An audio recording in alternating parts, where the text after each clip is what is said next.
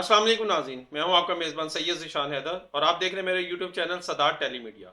इशफाकनामा के 12वें प्रोग्राम के साथ आपकी खिदमत में हाजिर हूं। आइए शुरू करते हैं आज का इशफाकनामा। नाज़रीन, इशफाक अहमद साहब लिखते हैं कि मेरी उम्र उस वक़्त तकरीबन 44 बरस थी। हमारे मोहल्ले में एक गोरकन रहता था। उसका नाम मोहम्मद यूसुफ था।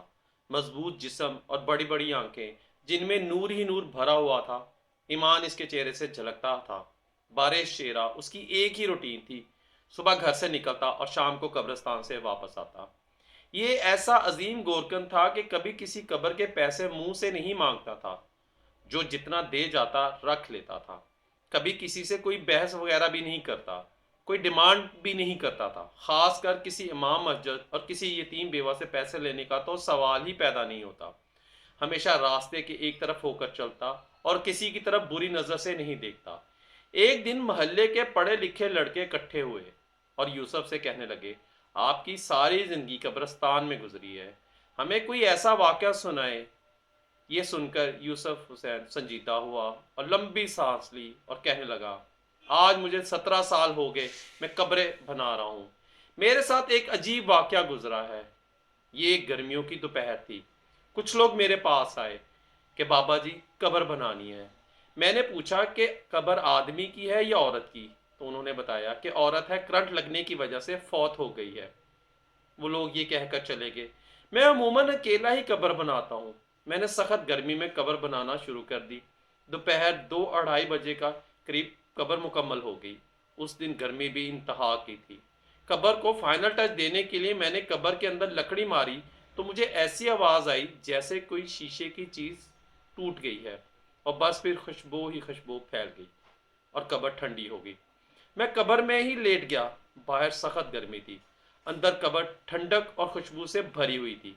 इससे मेरी रूह तक खुश हो गई। मैं हैरानी और दहशत से खामोश रहा। मगरब के बाद जनाजा आ गया। औरत के वरसा ने उसे दफना दिया और चले गए। मगर मेरे अंदर तजस्सुस भरा हुआ था कि इस औरत की आखिर कौन सी नेकी है जिसकी वजह से उसको इतना बड़ा इनाम मिला है।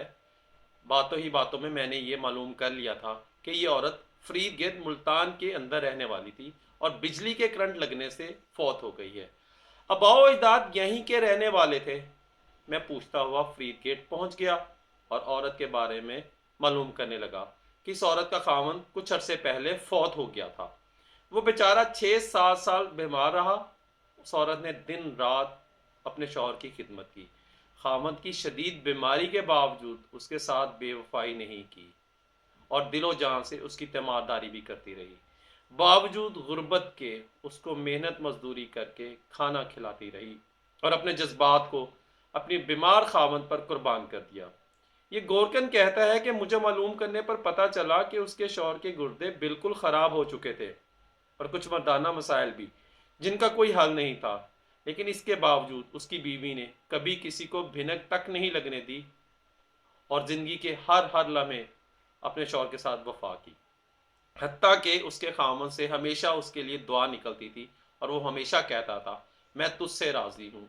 जो तूने मेरे लिए किया है इतना मेरे लिए ना मेरी माँ बाप, ना मेरे बहन भाई, ना मेरे दोस्त याद कर सके। गोरकन समझ गया कि ये औरत नेक पाकबाज थी और अपने शौहर की वफादार थी। इशफाक अहमद साहब फरमाते हैं कि जो लोग अल्लाह ताला की रज़ा की खातर बेलौस इंसानियत की खिदमत करते हैं और अपनी रातें भी अल्लाह की राह में जागते हैं, उन्हें लोगों के बारे में अल्लाह ताला ने फरमाया है कि मैं ऐसे ऐसे इनामात दूंगा कि जिसको किसी आँख ने ना देखा होगा, ना किसी ने तसव्वुर किया होगा। खुश नसीब हैं वो लोग जिनकी कब्रें खुशबू और ठंडक से भरी हुई हैं।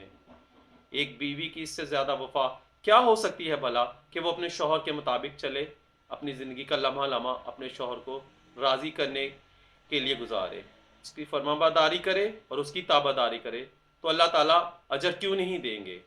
दुआ है कि अल्लाह ताला हमें और हम सब मुसलमानों को बख्श दे और आखिरत में ठंडक अता फरमाए। इसके साथ ही नाज़रीन आज का प्रोग्राम ख़त्म करते हैं। अगले प्रोग्राम तक के लिए इजाज़त दीजिए। अल्लाह हाफिज़।